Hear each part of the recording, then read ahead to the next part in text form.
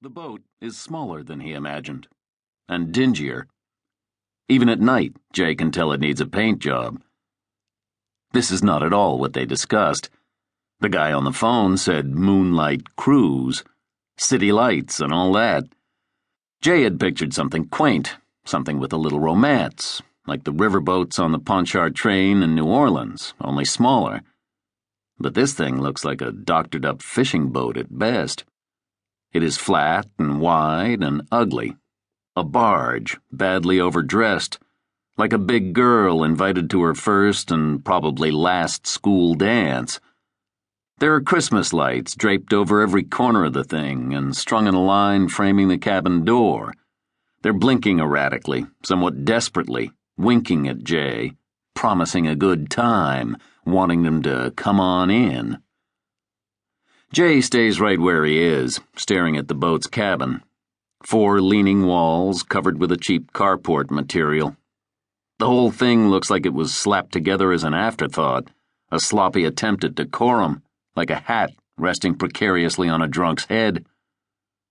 Jay turns and looks at his wife, who hasn't exactly gotten out of the car yet.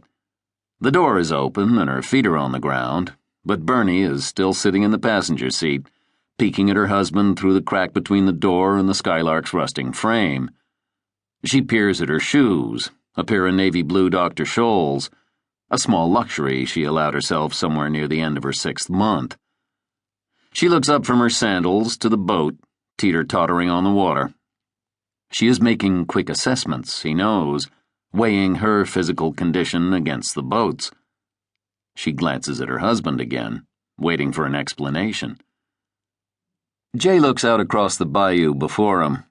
It is little more than a narrow, muddy strip of water flowing some 30 feet below street level.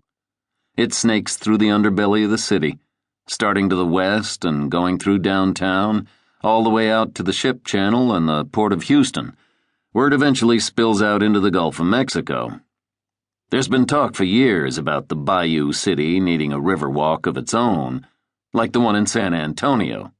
But bigger, of course, and therefore better. Countless developers have pitched all kinds of plans for restaurants and shops to line Buffalo Bayou. The city's planning and development department even went so far as to pave a walkway along the part of the bayou that runs through Memorial Park. The paved walkway is as far as the Riverwalk plan ever went, and the walkway ends abruptly here at Allen's Landing, at the northwest corner of downtown, where Jay is standing now. At night, the area is nearly deserted. There's civilization to the south, concerts at the Johnson and Lindy Cole Arts Center, restaurants and bars open near Jones Hall and the Alley Theater. To keep listening to this audiobook, I've left you a link in the description so you can do it, at no cost thanks to Audible's 30-day free trial.